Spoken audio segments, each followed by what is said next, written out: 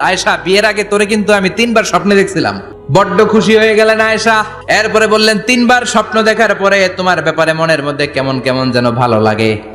তারপরে একটা ছোট্ট কাগজের মধ্যে, জান্নাতি কাগজ, রেশমি কাপড়ের মধ্যে তোমার চেহারাটা এনে জিব্রাইল বললেন, দেখেন নবী কেমন লাগে। আমি কইলাম, ভালো লাগে। কার মেয়ে? আপনার বন্ধু আবু বকরের মেয়ে। বিয়ে করবেন নাকি? বিশ্বনবী বললেন, ও জিব্রাইল, তুমি যদি ঘটক হও, আল্লাহ যদি হয় কাজী, আমি মোহাম্মদ বিয়েতে রাজি। বিয়ে হয়ে গেল, কিন্তু ঘরে দামি ফার্নিচার নাই, টাকা পয়সাও তেমন নাই, কিন্তু আছে খালি সুখ। এত ভালোবাসতেন মা আয়েশাকে। মা আয়েশা গ্লাসের যেই জায়গা দিয়ে পানি খেতেন, বিশ্বনবী ওই জায়গায় মুখ লাগিয়ে পানি খেত। মা আয়েশা গোশতকে হাড্ডি ফেলে দিলে বিশ্বনবী ওই হাড্ডিটা নিয়ে চষতে শুরু করে দিত। এক বালতি থেকে পানি নিয়ে দুইজনে গোসল করত।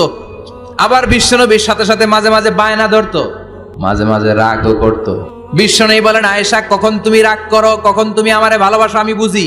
মা আয়েশা বললেন, কেমনে বোঝেন? বিশ্বনবী বললেন, যখন তুমি রাগ করো তখন নামাজের পরে দোয়ার মধ্যে বলো, ও ইব্রাহিম আলাইহিস সালামের আল্লাহ, আপনি আমার উপর দয়া করেন। তার মানে তুমি রাগ করে আছো, আমার নাম নাও নাই। আর যখন আমার উপর খুশি থাকো, নামাজের পরে দোয়াতে বলো, মুহাম্মদ সাল্লাল্লাহু আলাইহি ওয়াসাল্লামের আল্লাহ, আপনি আমাদের উপর রহমত করেন। তার মানে খুশির সময় তুমি আমার নাম নাও, রেগে গেলে অন্য নবী দেয়া দোয়া সাইরা দাও, রেগে গেলে আমার নামটা নাও না। মা আয়েশা বলে, নবী গো, আমি তো শুধু নামটাই মুখ দিয়ে নেই না, কিন্তু কলিজা থেকে তো আপনারে বাদ দিতে পারি না।